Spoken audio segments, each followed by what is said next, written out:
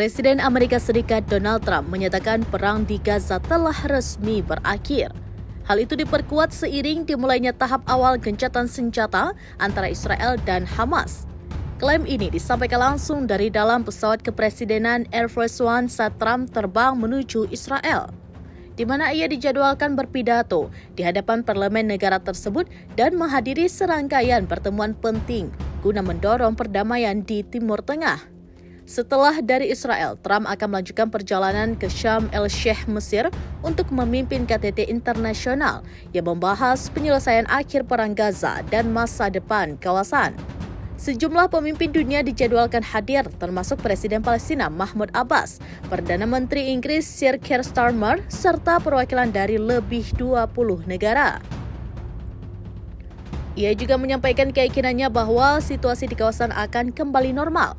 Konflik di Gaza memanas sejak Oktober 2023 di mana Israel melancarkan agresi militer besar-besaran ke jalur Gaza yang menewaskan lebih dari 67.000 warga Palestina. Gencatan senjata yang kini memasuki hari ketiga menjadi bagian dari kesepakatan awal dalam rencana perdamaian 20 poin yang dimediasi oleh Amerika Serikat dengan dukungan Qatar, Mesir, dan Turki. Dalam kesepakatan ini, Hamas dijadwalkan membebaskan seluruh sandera Israel yang masih ditahan, sementara Israel akan membebaskan sekitar 1.700 tahanan Palestina, termasuk 22 anak di bawah umur dan jenazah 350 militan. 20 sandera Israel yang masih hidup dijadwalkan dibebaskan secara serentak, disusul dengan penyerahan jenazah 28 sandera lainnya. Israel menyatakan bahwa pembebasan para tahanan Palestina hanya akan dilakukan setelah sandera yang masih hidup tiba di wilayahnya. Trump menyebut bahwa gencatan senjata ini merupakan hasil nyata dari diplomasi intensif dan mengungkapkan rencananya membentuk sebuah dewan perdamaian.